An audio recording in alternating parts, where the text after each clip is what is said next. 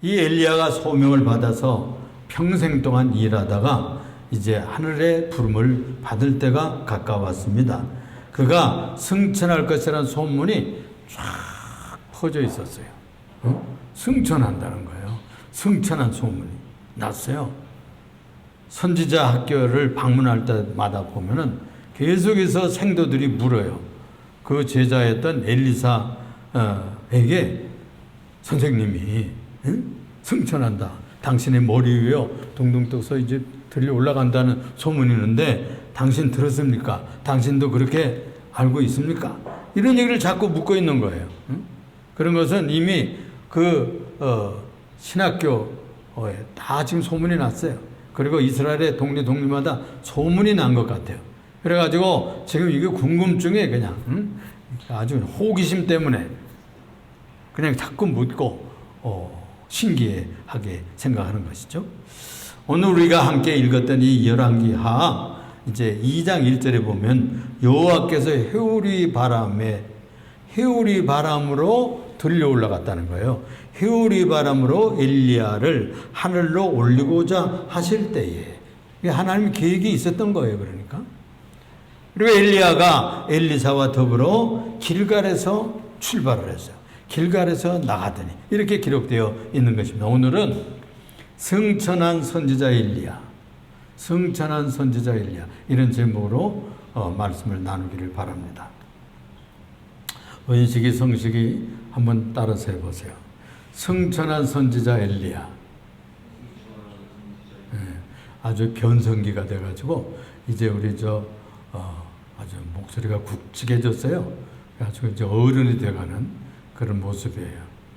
그때는 너무 크게 소리 지르면 목을 버린다고 그래요. 그래서 목을 잘 해서 목소리를 아주 어른다운 목소리로 커가기를 축복합니다. 이제 이 승천한 선지자 엘리야에 대해서 배우고자 하는 거예요. 이것은 곧 종말신앙. 우리 인생들은 이제 끝날이 와요. 저희 오늘 동기 중에 박의견 목사님이라는 총회장 한 분이 계셔요. 근데 그 모친이 돌아가셨어요. 저희 어머님은 벌써 지금까지 살아계시면 104살인가 뭐 그렇게 돼요. 100살 거의 넘었어요. 그런데 인제 돌아가셨다는 나이가 우리가 다 연배인데 많이 장수하셨던 것 같죠. 이렇게 80대 돌아가는 분들도 있고 90대 돌아가는 분도 있고 100세에 돌아가는 분들도 가끔씩 있어요. 99세까지 사시는 분들은요 5%밖에 안 된대요. 5%. 그래서 우리나라에 지금 90세 이렇게 이상 되시는 분들이 얼마나 되느냐? 678명이 이렇게 된대. 대단하죠? 대단해요. 장수하는 분들이 많은 거예요.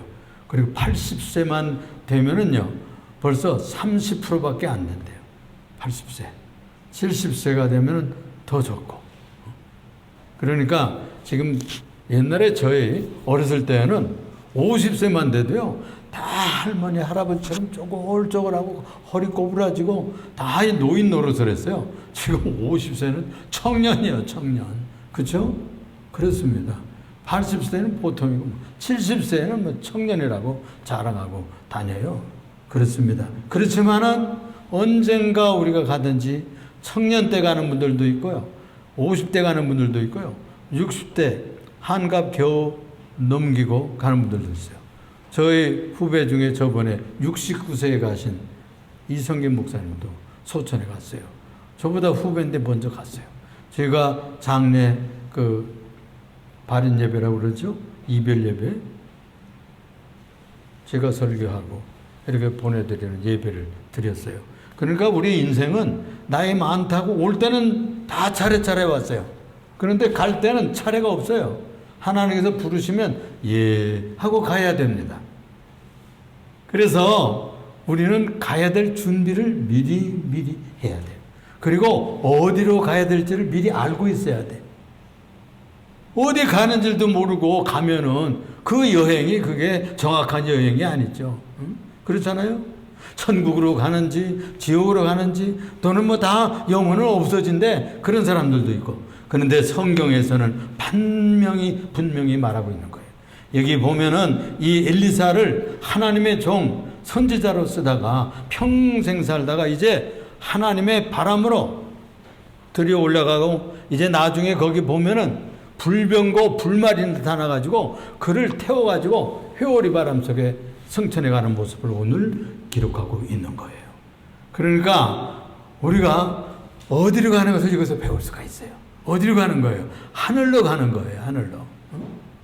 이 사람은 죽지를 않고요. 승천해 갔다니까. 몇 사람 없어요. 이 사람이. 에녹이라는 사람이 있는데 350년 동안을 살다가요. 이 사람도 어느 날 데려갔어요. 어느 날 승천해 가버리고 말았어요. 그리고 이분이 두 번째로 승천해 가는 거예요. 여러분, 예수는 어떻게 가셨죠? 죽으셨지만 부활해가지고 들림받아 승천해 가셨어요. 모든 제자들이 감람산에서 500여 사람들이 예수님 승천하는 걸 봤다는 것 아니에요. 자, 여기서 우리가 배울 것은요, 신앙생활은 출발이 좋아야 돼요. 첫 단계는 뭐냐? 길갈이라고 하는 단계. 여기 보면 길갈에서 나가더니 그랬어요. 어디서 나간다고? 그렇죠. 우리요, 이 청소년들은요, 장난하고 이렇게 얘기하면서 다 들어요. 얼마나 히어링이 빠른지 몰라. 그래서 뭐 텔레비 보면서도 공부하고 오디오 들으면서도 공부하고 막 이래요. 그래서 우리는 딱 보고 눈 뜨고만 있어야 보지만은 얘들은 그냥 감각이 그냥 이렇게 발달해 있어요. 자, 그렇게 길갈에서 나가게 됐다. 길갈은 출발점이에요. 길갈은 이 제자 둘이 청하건대 너는 여기 있으라. 나는 이 길갈을 떠나야 되겠다. 이러면서 떠나시는 거예요. 선생님이, 엘리야 선생님이. 왜냐하면 이 길갈에서 베델로 가라는 명령이 떨어졌어요. 명령이 떨어졌어요. 엘리야에게. 베델로 가라. 그러면 길갈을 떠나야 될 것 아니에요. 왜 이 길갈을 떠나야 될까요? 길갈은 어떤 고장인가 하면은 40년 광야 생활을 끝내고요. 들어가 가지고서는 가나안 땅에 들어갔을 때 할례를 시행한 산언덕이에요. 200만, 적어도 150만 내지 200만이 됐다. 이 거창한 민족이 들어가서 그 산에서 할례를 행했어요. 이 돌칼을 가지고 이 남성의 이 표피를 베는 거예요. 그렇게 해서 지금 말로 말하면 포경수술이에요. 포경수술. 그래서 건강하게 만들기 위해서 하나님의 백성 만드는 표시를 할례로 했어요. 이것이 이스라엘 백성들의 새 출발하는 출발점이었습니다. 그래서요, 이 100살 먹어가지고 아브라함도 할례를 행했다니까. 그리고 8일 만에 이삭이 낳은 지 8일 만에 표피를 베고 할례를 했어요. 그리고 13살 먹은 하갈이라고 하는 애굽의 여정 첩이라고 볼 수가 있죠. 이 둘째 부인인데 거기서 낳았던 13살 낳았던 이 이스마엘도 그때 할례를 받았어요. 그래가지고 할례 제도가 아브라함 때 출발이 됐는데 그게 무슨 제도냐 하면은 하나님의 백성이라는 표를 몸에다 하는 거예요. 이것은 오늘날 예수 믿으면 세례 받는 것을 해요. 우리 이제 이남호 성도도 이제 그 주기도문도 외우고 사도신경도 외우고 뭐 주일마다 빠지지 않고 나오시니까 세례 받을 자격이 있어요. 너무 지금 바쁘셔서 성경 공부할 새가 없는데 뭐 그렇게 전문적으로 공부하지 않아도 교회 나오고 예수 믿고 그리고 그런 것들을 다 외우고 기억하면 줄거리만 외워도 돼요. 그래서 하면은 우리가 세례 문답을 합니다. 그러면은 예수 믿는 것이 확인이 되면 세례를 줄 수 있어요. 그래서 세례 받는 거하고 똑같아요. 응? 우리 장순옥 어머님도 세례를 받으셨잖아요. 응? 세례 받으면 예수 믿는 출발점에 들어선 거예요. 응? 그러니까 우리 은식이하고 성식이도 이제 문답을 하면은 이미 어렸을 때 유아세를 받았잖아요. 그래서 문답을 통과하고 세례교인의 유아세례교인이거든. 그런데 이제 그 입교 세례교인이 되도록, 입교인이 되도록 그래서 문답을 해야 되겠어요. 그래서 가을쯤에 이제 준비해가지고 정식 크리스찬이 되는 거예요. 지금까지는 형식적인 크리스찬이 됐던 것이에요. 그런데 이제는 정식 회원이 되는 아주 입교인이 되는 것이죠. 이런 계기를 통해 가지고 예수 믿는 출발점에 진짜 신자가 된다고는 신앙 고백을 모든 사람들한테 표현을 하고 하나님 앞에서 언약을 하는 그런 언약식이 있는 거예요. 그 언약식이 뭐냐? 할례였어요. 그 할례를 어디서 했느냐? 길갈이라고 하는 곳에서 했어요. 이 길갈은 무엇이냐? 그 뜻이 무엇인가 하니 굴러간다는 뜻이에요. 굴러간다. 애굽의 수치가 굴러갔다 그런 뜻이에요. 이 할례산에서 할례를 했는데 수많은 남성들만 할례를 했죠. 근데 그 할례를 해서 그 표피가 떼그르르 굴러가서 저 산 골짜기로 저 밑으로 떼굴떼굴 굴러갔다 이렇게 본 거예요. 그래가지고 애굽에서 살았던 우상의 백성, 예수 안 믿고 살던 백성, 하나님 백성 아니었는데 이제부터는 하나님께 접붙였다, 하나님의 백성이 되었다 이런 뜻으로 애굽의 수치, 옛날 우상 섬기던 것은 다 끊어내버리고 하나님의 새 백성이 되었다 하는 표시로 길갈에 신학교를 세웠어요. 그게 엘리야 선지자예요. 모든 것을 이스라엘이 시작했던 길갈 선지 신학교를 세우고 거기서 하나님의 종들을 키웠던 것입니다. 그래서 이제 이 길갈 신학교를 떠나가지고 다른 곳으로 내려가게 되는 거예요. 여기 보면은 엘리사가 여호와께서 너는 여기 있어, 너는 여기 있어, 뭐 이렇게 졸졸 따라다니는 거예요. 다른 신학생들처럼 너는 그냥 여기 있어, 왜 자꾸 따라다니는 거야. 그렇게 했을 때 이렇게 말하는 거예요. 2절에 보니까 엘리사 제자가 여호와께서 살아계신과 당신의 영문이 살아계심을 두고 맹세하노니 내가 당신을 떠나지 않겠습니다. 네, 떠나지 않겠다는 거야. 떠나지 않겠다. 이것은요, 은혜를 받으려고 그러는 거예요. 끝까지 따라가서 은혜 받고 능력 받기 위해서 지금 따라가는 겁니다. 그래서 이 시인자는 이 길갈이라고 하는 데서 떠나야 됩니다. 출발을 해야 되는 거예요. 거기에만 머물러서는 안 돼요. 그것은 초보에 있는 겁니다. 그래서 다음 단계로 전진해 나가야 돼요. 그래서 엘리사는 선생님 엘리야들을 졸졸졸졸 따라가고 바싹 붙어서 갔던 거예요. 이 신앙의 여정은 성장의 과정입니다. 한 발걸음 한 발걸음, 한 주일 두 주일, 한 달 두 달, 1년 2년 3년 4년 이렇게 예수 믿으면서 자꾸 전진하고 성장해 가야만 하는 것이죠. 그래서 이 현재에만 머물고 그냥 이런 정도면 되지 하고 머물면 안 돼요. 어린아이에 그쳐서는 안 됩니다.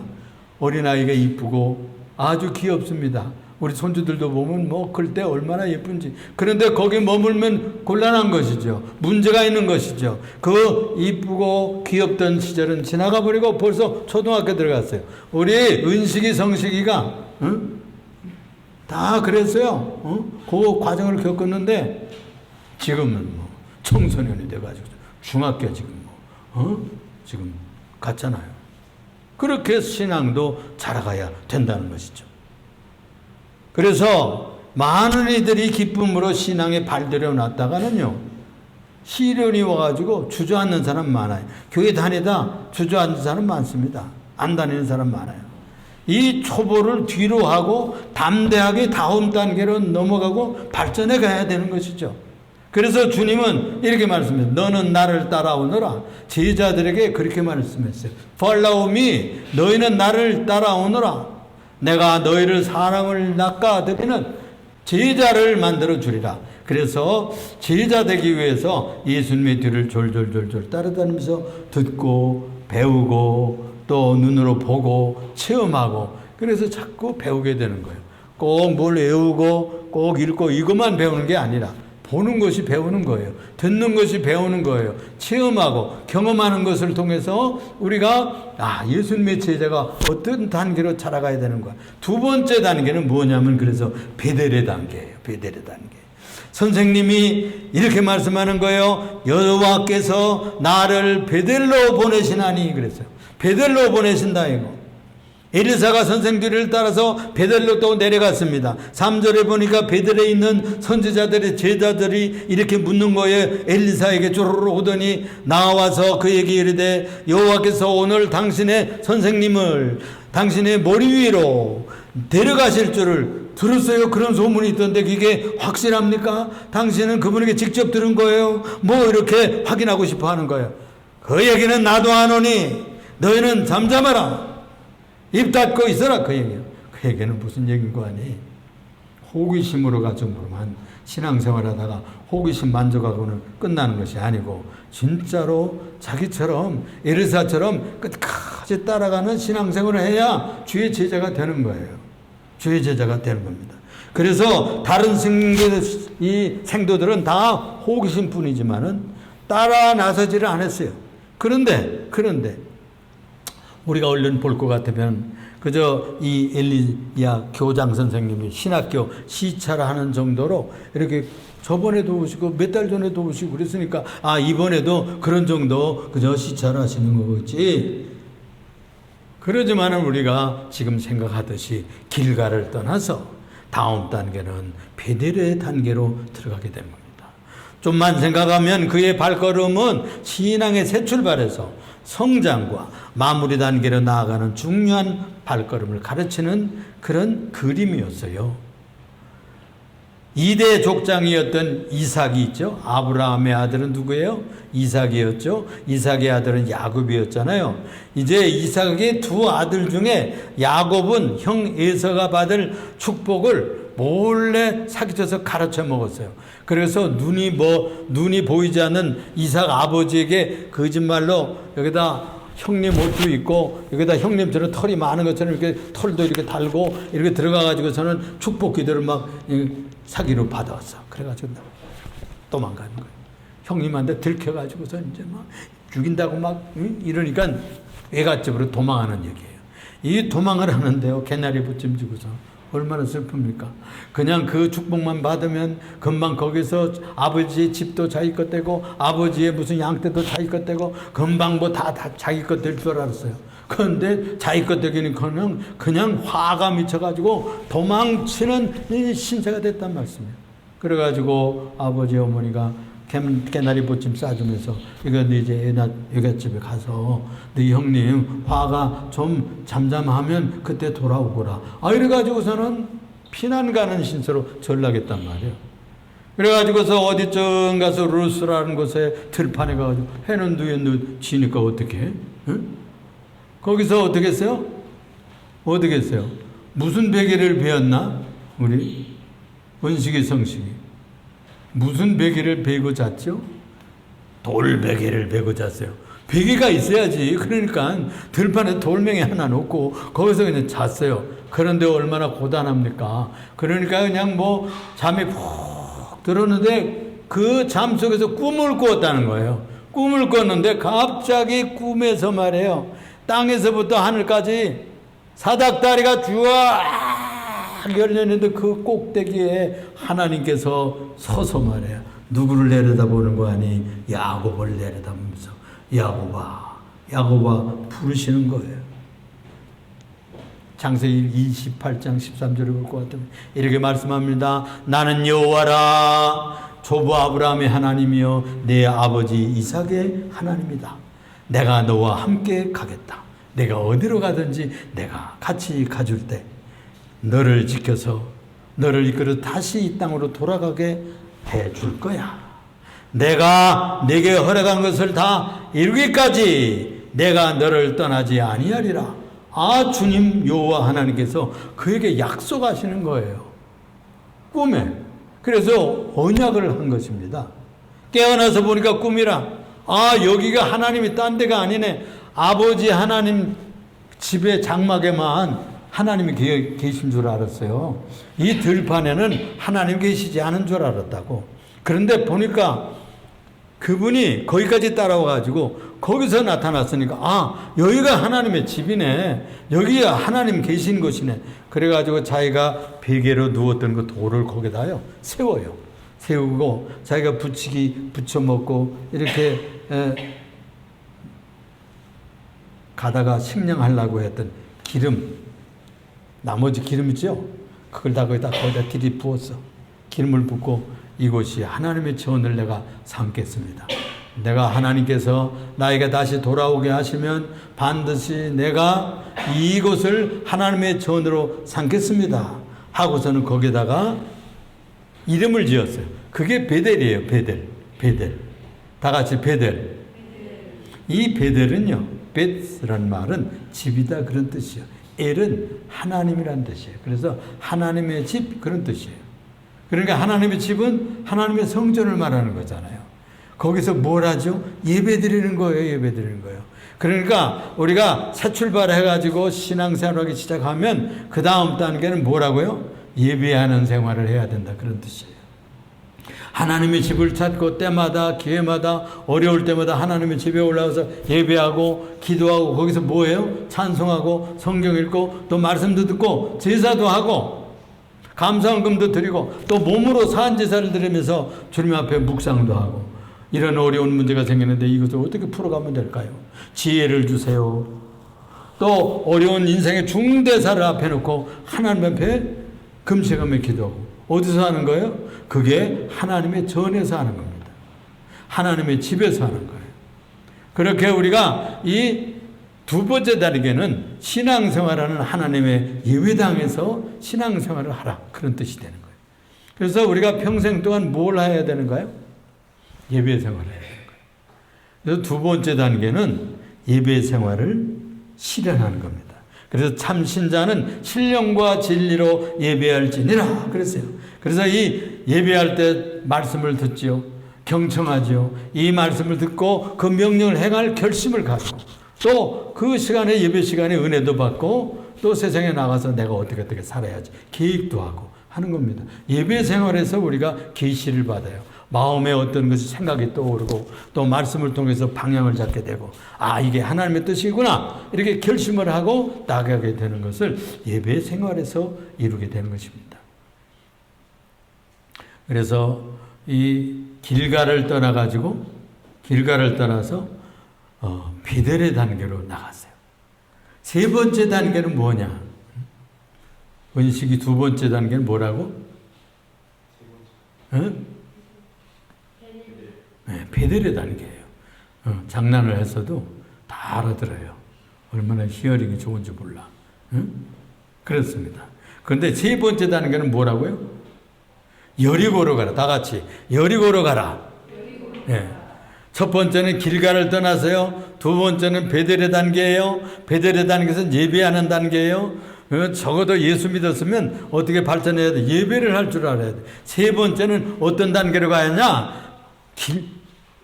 여리고 단계로 가야 되는 거예요. 엘리야가 그에게 이르되 청하건대 너는 여기 머물거라. 여호와께서 나를 어디로 보낸다고? 여리고로 보내시느니라. 다 같이 여리고로 보내시느니라. 아멘. 그렇습니다. 그래서 이 여리고로 내려갔어요. 이 여리고는요 무엇인가 하니 옛날 여러분들 기억해 보세요. 이스라엘 백성들이 40년 동안 광야에서 훈련하고 이제 들어갈 때에 여리고로 들어가게 되는 것입니다. 요단강을 건널 때 법궤를 메고 들어가게 되는 강물이 그냥 막 흘러넘치는 거예요.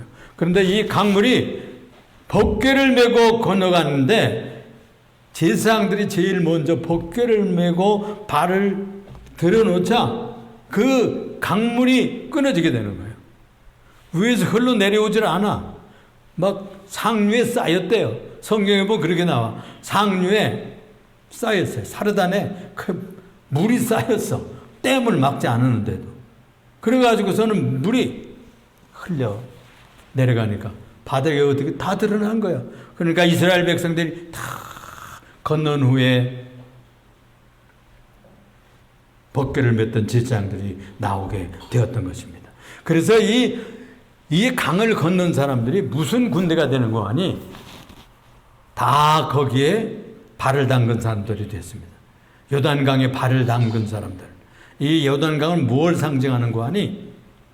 마지막 단계인 바로 성령의 강을 말하는 거예요. 그래가지고 성령의 군대가 되어서 어디를 공격에 들어갔는 거 아니? 제일 첫 번째 공격이 여리고성입니다. 여리고성을 군대가 제일 앞서서 공격해야 되잖아요. 그런데 그렇게 하지 않고 이 이, '여리고성 공격에 제일 앞장섰던 이 바로 다윗 왕이 '여리고를 공격했습니다. '여리고성을 제사장들이 법궤를 메고 앞서 나가는 거예요. 그리고 나팔을 불고 이렇게 나팔을 가지고 나가는 거예요. 그리고 아무 나팔 소리도 불지 아니하고 그냥 조용히 아무 침묵을 하고요. 돌기만 하는 거예요. 성을 도는데 하루에 딱 한 바퀴씩 돌고서는 뒤로 오는 거예요.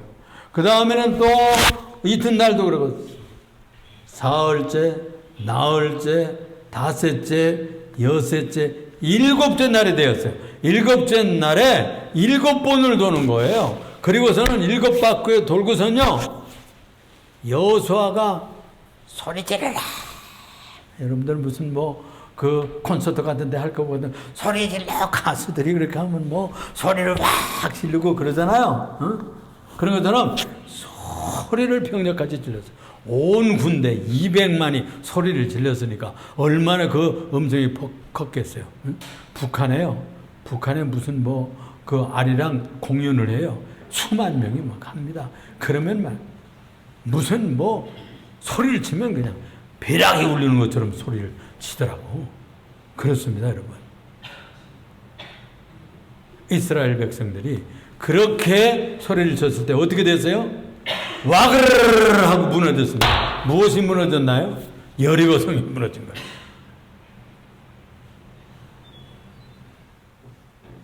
끄세요. 자꾸 이렇게 치면 하니까. 그래가지고 무너지는 내린 것이에요. 왜 여리고로 갔을까요? 그런 사건이 일어났던 성읍이에요. 거기에도 엘리야 교장 선생님이 신학교를 세웠던 거예요. 선지학교가 거기도 있었어요. 그러니까 길갈에도 있었어요. 새 출발하는 거기서 베델에도 신학교가 있었어요. 그리고 여기 여리고에도 신학교가 있었어요. 그래서 여리고에도 지금 들어가서 방문해가지고 시찰을 하게 되는 것이죠. 이 여리고는요, 무엇을 상징하는가 하면은 승리를 상징합니다. 그들이 몇 바퀴를 돌아가지고 나중날에 이겼죠?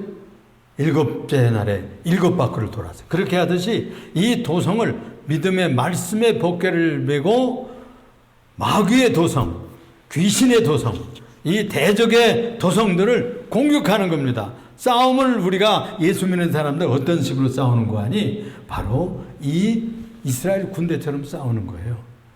우리가 칼을 들고 싸우는 것이 아니에요. 또 우리들이 무슨 다른 것으로 싸우는 게 아니라 말씀의 검을 들고 싸우는 것이죠. 기도의 권세를 가지고 싸우는 것이죠. 그런데 순종의 발걸음을 가지고 하루에 한 바퀴씩 돌고 이튿날 또 한 바퀴 돌고 8바퀴 돌고 나중에는 7바퀴 돌고 그걸 땅밟기라고 그래요. 그래가지고 마지막 날에 와 소리를 들었을 때 이것이 막 무너져 내렸어요. 제가요 그 미국에 갔을 때 자연사 박물관에를 갔어요. 그랬더니 자연사 박물관에 아주 높은 천정이 있는데 거기서부터 이 추를 말해요. 추를 이렇게 다람해 놓았어요. 다람해 놓았는데 중심에 이렇게 점을 찍고 이렇게 해서 그 추를 하나 다람해 놓는데 그게 무슨 실험이냐 하니까 한번 소리쳐보라 이거예요. 와서 구경하는 사람들이 한번 소리를 쳐요. 소리를 치니까 이 추가요. 이렇게 에코 현상이 일어나잖아요. 미아리 현상이 일어나니까 그 소리로 이 추가 움직이는 거예요. 막 움직이더라고. 그건 뭘 실험을 하는 거 아니? 여리고성이 소리로만 무너질 수 있었느냐 하는 것을 과학적으로 실험하는 그런 실험 기구더라고. 이렇게 해서 이스라엘 백성들이 이겼던 것입니다. 이것은 바로 우리들에게 가르치는 베델의 단계에서 영역을 얻어야 된다는 거예요. 우리가 구원의 투구를 쓰고 하나님의 전신갑주를 입고 믿음의 방패를 가지고 말씀의 검을 가지고 성령의 검을 가지고 복음의 신발을 신고 이 대적과 싸우는 로마의 병사들처럼 우리가 영적인 무장을 해야 된다는 거예요. 그리고서 믿음을 가지고 함께 중보기도를 하고 이렇게 행군을 해서 이 여리고를 와그르르 무너뜨리는 승리의 체험이 있어야 돼요.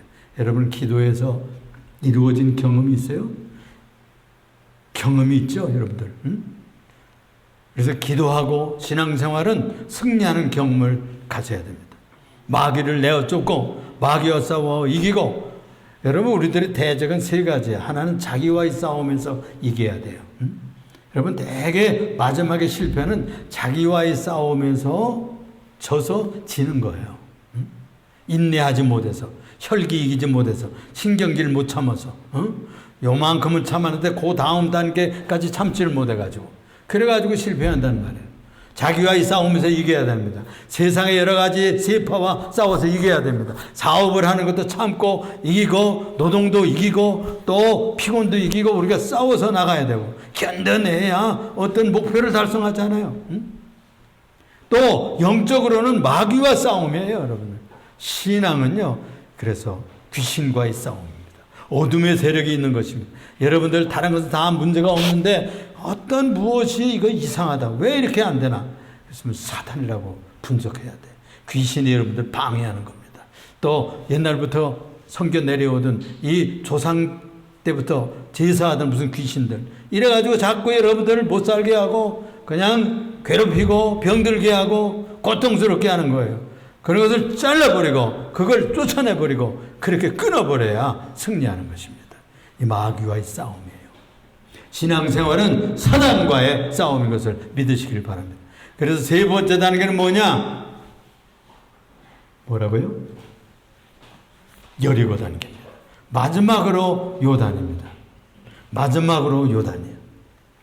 마지막은 엘리야가 또 가로되 청하건대 너는 여기 머물라. 여호와께서 나를 요단으로 보내시느니라. 다 같이 요단으로 보내시느니라. 예, 처음에는 베델에서 떠나가지고 길갈에서 떠나서 베델로 갔어요. 베델을 떠나서 어디로 갔어요? 여리고로 갔어요. 여리고를 떠나서 지금 어디로 가라고? 요단강가로 가라는 거예요. 요단강으로 다시 나가라는 거예요. 이 요단강에 지금 나가는데 그 요단에 선지 생도들이 있었어요. 요단 강가에 선지 신학교에 생도들이 또 있었어요. 이 사람들 50명이나 따라와가지고 멀리 서서 구경을 하는데요. 이 선지자 엘리야가 건너가는데 겉옷을 벗었다는 거예요. 무엇을 벗었다고? 무엇을 벗었다고? 은식이 뭘 벗었다고? 겉옷을 벗었어요. 겉옷을 벗어가지고 이렇게 해가지고 벗어가지고 이걸 말아가지고 말해요. 그냥 강물을 치는 거예요. 강물을 치는 거예요. 이상하잖아. 이 겉옷을 벗어가지고 강물을 치니까 강물이 이리 갈라지고 저리 갈라지고 척척척척 갈라져가지고 이 엘리야와 제자 엘리사가 척척척척 건너가는 것을 몰래 강원도에서 바라봤던 겁니다. 놀라운 기적을 이 50명이 본 거예요. 그래 가더니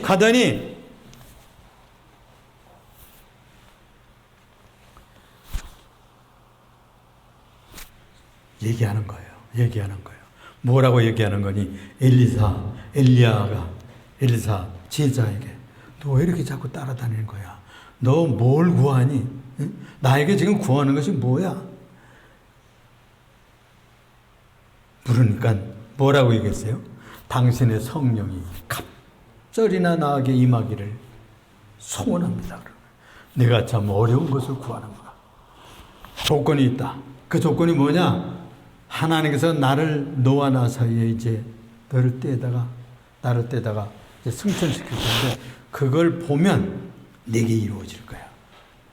그러는 거예요. 그래서 그 대화를 하는 중에 갑자기 하늘에서부터 바람이 쫙 바람이 불어내리고 그 다음에 불병거 그리고 불말들이 나타나서 불말이 끄는 불병거가 나타나가지고 그들 사이를 확 지쳐놓고 그를 들고 올라가는 거예요. 그리고 그를 불병거에 태우고 휘어리 바람이 하늘까지 올라가는 겁니다. 여러분 그것을 보았을까요? 안 보았을까요? 보는 거예요. 그때 말이에요. 그 하늘에서요. 사라져버리고 만 거예요. 그래가지고 가신 거예요. 근데 뭐 앞만 봐도 뭐 사라졌지.